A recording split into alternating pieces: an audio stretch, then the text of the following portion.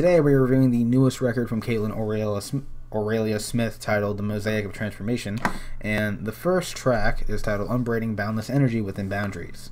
What do you think? So I think to start off the album, it's a good way of establishing kind of what the whole thing is going to be about.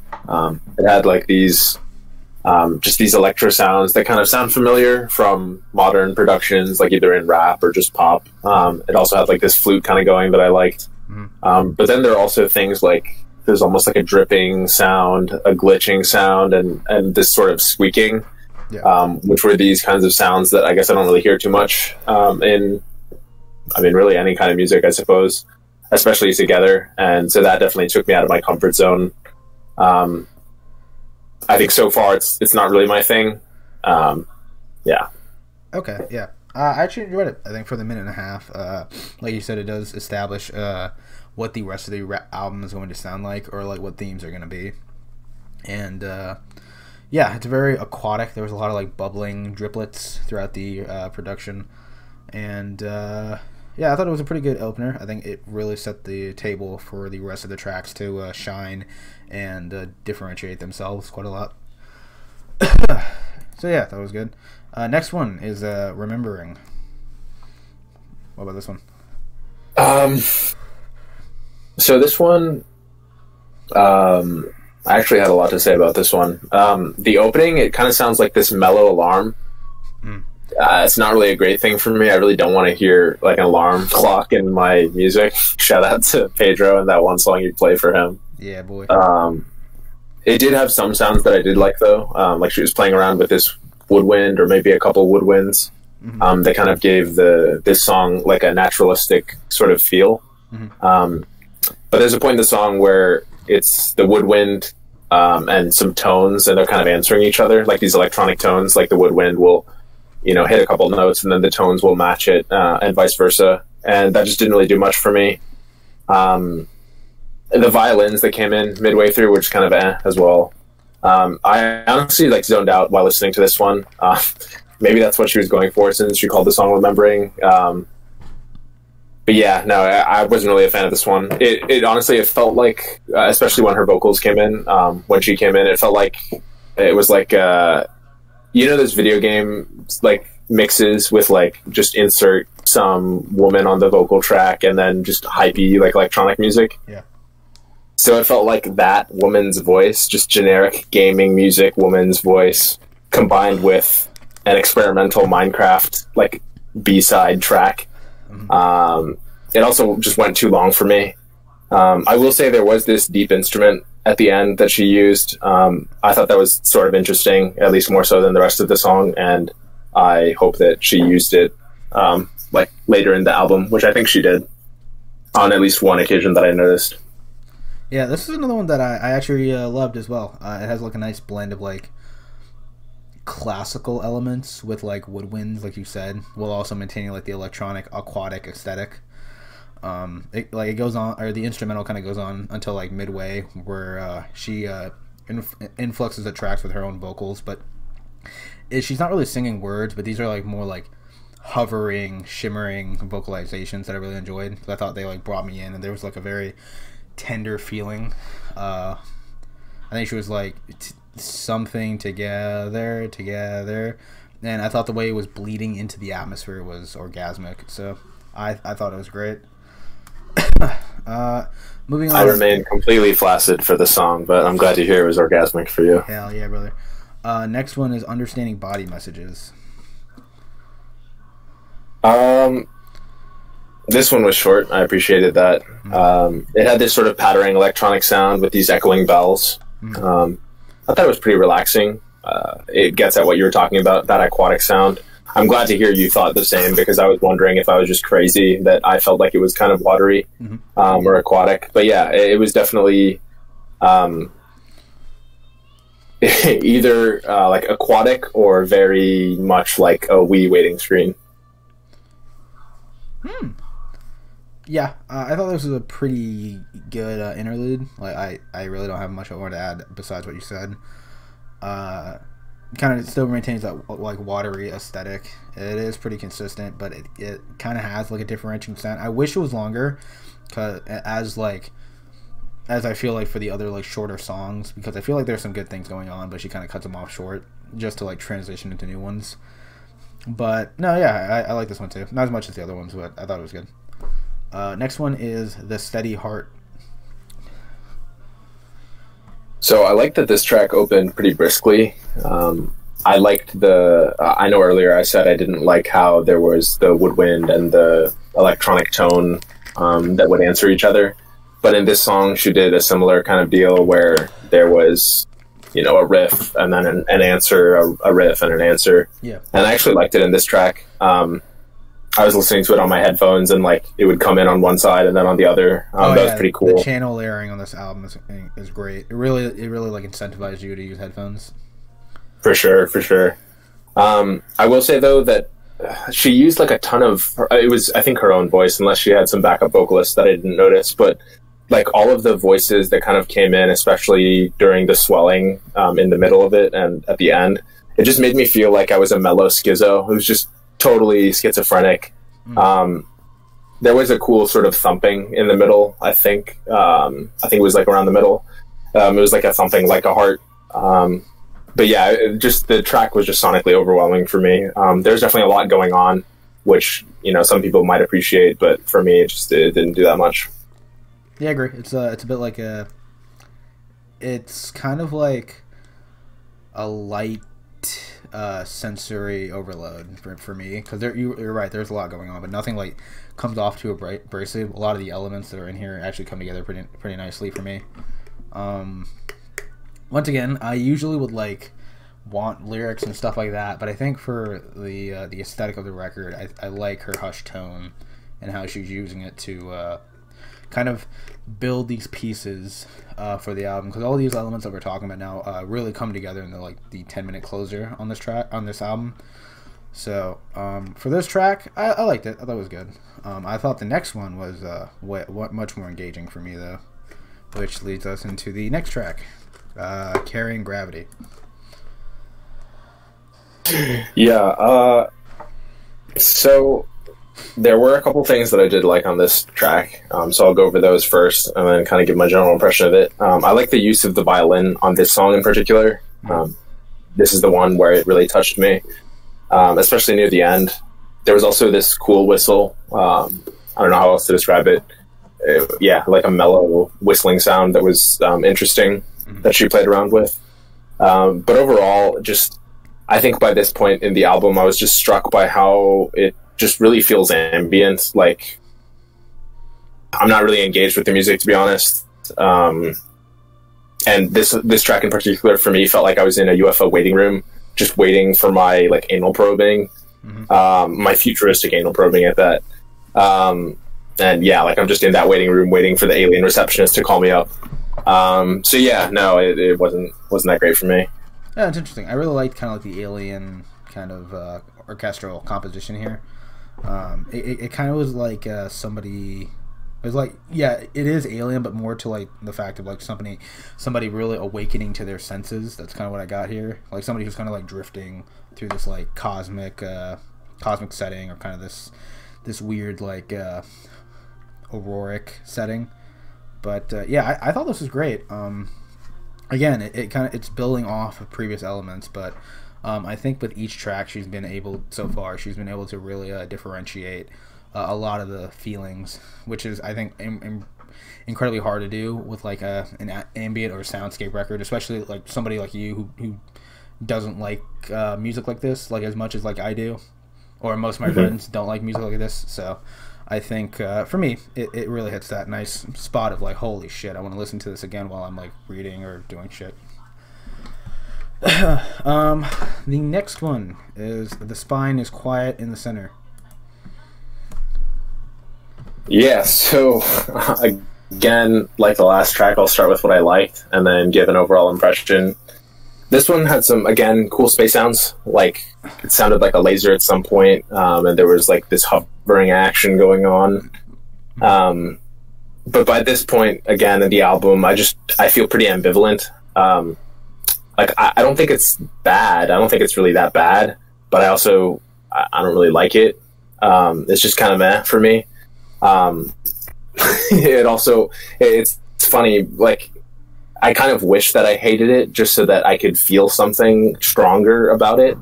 But really it just kind of feels like torture, like sonic torture at this point. I'm like, you know, it's stimulating, I guess, like auditorily, but again, it's not doing much for me at all in the way of love or hate. Okay, yeah. For me, it's kind of another track that really touches on the senses. A lot of the strings and synths we heard before are like coalescing along with the vocals on this track, where it kind of sounds like a new beginning in a way. It's weird. It's very weird to describe. But yeah, a new beginning to the album, or just a new beginning in general. A new beginning in general, not to the album, but more like I think coming off of the previous track, it's more like that track was kind of like, I don't know, reflecting or kind of gazing upon like an area or just a space where there's almost nothing in it besides maybe memories or just like environmental things or nature in some way. And I think so far there's just a lot of like it sounds like it's taking place in like in a crystalline environment where things are constantly changing. You wouldn't get that sense from like, I think, just listening to it once, because I agree with you. On the first listen, I was like, Second listen, I was blown away because I started listening to more of the sonic details, and that really gets me going when it comes to music, because I just love sound design and attention to detail and stuff like that. Okay, we're going to do a quick overview for the next two tracks, because they're both only like 30 seconds long. So, Overflowing and Deepening the Flow. What do you think of those two? I thought Overflowing was okay. Not my favorite of the two. I liked Deepening the Flow more. It is called Deepening the Flow, right? Yeah. I think you said you like Deepening the Flow a bit more, but you weren't really that interested in either one. Yeah, no, I wasn't crazy about either one. I liked Deepening the Flow more because it had a slightly unsettling violin. Yeah, I agree. But yeah, I like that one more, the second one of the two. Yeah, again, this harkens back to my point about I kind of wish they were longer, because I did want to see how they would blossom. Because they don't really lead into each other or lead into the next tracks, so it's kind of not interesting. It's just kind of a waste, in my opinion. I think you could have done much more with these, or at least kind of bleed these compositions into the other tracks. Because an extra 30 seconds on something else really wouldn't be that much of a difference for an album like this. But, yeah, I agree. I like Deepening the Flow a little bit more. Overflowing was kind of meh. Deepening the Flow was good, but wish it was longer. And that leads us to the closer, which is Expanding Electricity. So I'm actually glad for this song, because I really, overall, just wasn't a fan of the album thus far. I mean, like you said, it isn't really my thing. And so I'm definitely glad that I at least got this one, and that it especially was the last one. I think I liked the most. I liked this song the most. I thought it had the most things going for it, in my opinion. I think you might have mentioned it earlier, but it felt like all of her sounds and ideas sort of came together on this last track. Yeah. There was this deep string that she started with that felt like a good foundation for the other strings that join in at the beginning of the song. There's this xylophone action, and I did like her vocals on this track. It felt like, I don't know, she was praising some sun god's ascension. It was pretty cool. And then a fourth of the way through, again, these dynamic xylophones come in with this electronic buzzing that just was teased here and there. And I thought that that kind of instrumental work fit well with her vocals in this track. There was also a wild but soft piano halfway through. That being said, I still wasn't a super fan of this song. I thought it was much better than all the other ones, but I mean, it wasn't anything that I would probably listen to ever again. I went on my phone, I got bored. Yeah, I wish that there were more vocals, just personally. Yeah, it just kind of feels hard for me to, I think, connect with just purely electronic stuff, which is weird because I feel like I connect with hypey electronic music. But this one, it was just I didn't really feel that much. It was just kind of lukewarm. Yeah, for me, I think it's the best song of the album, like you said. I actually love this one quite a lot. It really does feel like it's like a one long piece of everything else that we've already heard. I thought the xylophone was a pretty nice touch as well, kind of adding to this very celestial atmosphere. Her vocals here are great too. I think they fit here the most on the album as well, because they don't feel like an addition, but more like an essential part of the composition. Yeah, and it just feels like it's very complete. The other tracks kind of felt like it's like kind of like Voltron. Like this track is the left. Oh, leg, yeah. This one's the head that kind of brings everything together. Oh shit. Mm-hmm. Yeah, this is like the head that brings everything together, and it kind of caps off the record while also kind of giving it its character, which I can't say for a whole lot of albums, because usually an album for me is usually defined by how many songs in the album actually lead up to this kind of moment, and then the closer is supposed to like send everything off, like, oh man, great, enjoy the ride, thanks for coming. This one, it kind of feels like, yeah, this is the show, like this is what you've been waiting for. This is the main event. A finale of sorts. Yeah, I agree. Which leads us to overall and rating. So I know you said you weren't a fan, but what? Yeah. So overall, I would give it a 14 out of 30. Mm-hmm. Like I said before, it's I think the problem that I run into with this album and this sort of electronic ambient style is that it feels hard for me to connect like emotionally to purely electronic sound. I think even if I hear instruments, whether it's a violin or a guitar, I feel like I can feel what the artist is feeling. Mm-hmm. Like I know we reviewed what was it? Oniric Formulary. Lullaby. What was it? Formulary. Yeah, Oniric Formulary or Oniric. I don't remember how to pronounce it. But yeah, it was funny because I was thinking about how I enjoyed that one, I think, a lot more than this one, and that's what I kind of came down to. Or even when I think about like why I like maybe some classical pieces, I feel like I can feel the emotion of those instruments more than I can with like, oh, you're going wild on a synth or some electronic like violin or whatever, or not violin, but just insert random electronic like instrument. Damn. Again, I wish there were more vocals personally. That being said, I don't think that this album is poorly made by any means or lazy. It's just really not my thing. And as far as the rating goes, it's just kind of like, it's okay. But again, it's not really my thing. So that's why it's slightly below halfway through. It's 14.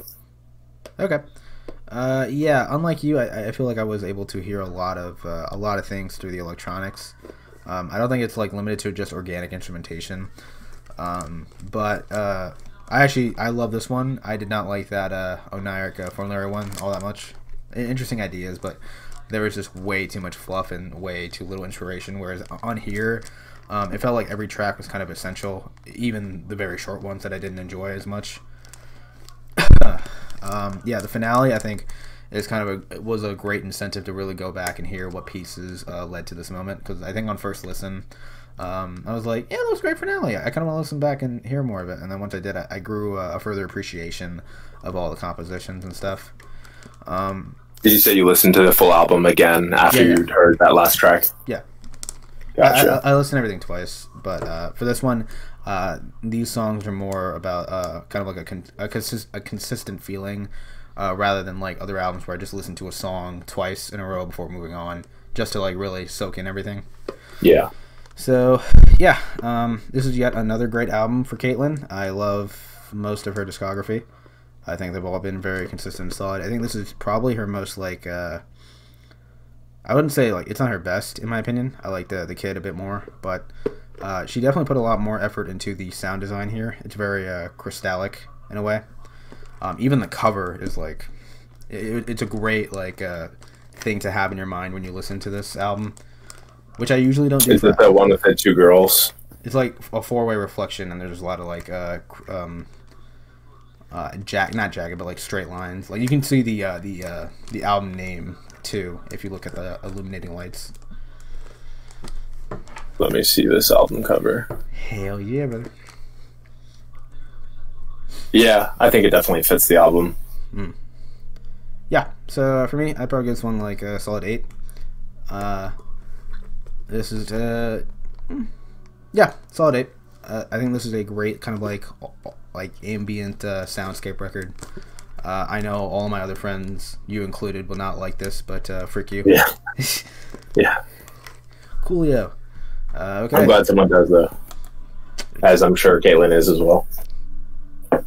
I'm the only one! Alright, yeah. So, thank you for watching this incredibly long review. Oh, it's not long, it's only 25 minutes.